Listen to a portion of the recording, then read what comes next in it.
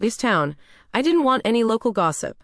I laid out everything, the history of favoritism, the details of the forgotten trust, and my suspicions. He looked over the documents I'd photocopied, his brow furrowed.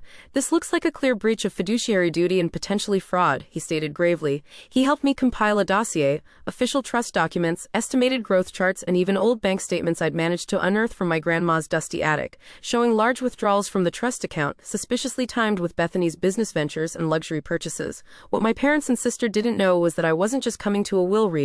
I was bringing my own lawsuit. The day of the will reading arrived, a cold Tuesday afternoon. We met at the local attorney's office. Mr. Peterson, a longtime family friend of my parents, Bethany in a brand new Prada dress and a smirk that screamed, "I'm about to get rich," barely acknowledged me. My parents sat stoically, avoiding my gaze. Mr. Peterson cleared his throat. "Now I have here the last will and testament of Robert and Carol Davis." He began reading, outlining their assets: the family home, a small investment portfolio, a vacation condo. As expected, Bethany was set to inherit the bulk of everything: the house, 70% of the investments, and the condo. I was to receive a 30% share of the remaining investments. A paltry sum compared to what Bethany was getting. My parents exchanged a look of smug satisfaction.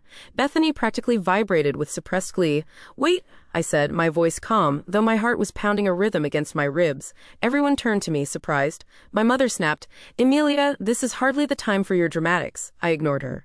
I slid a thick manila envelope across the polished mahogany table to Mr. Peterson.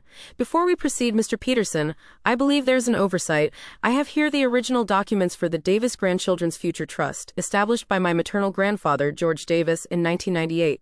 The room went silent. My parents' faces, usually composed, turned ashen. Bethany's smug smile vanished, replaced by a look of bewildered panic. "What trust?" she stammered, her voice cracking. "The one where a substantial inheritance, approximately $2 million, was set aside for both Bethany and me, to be equally managed until we turned 30. I explained, my eyes fixed on her.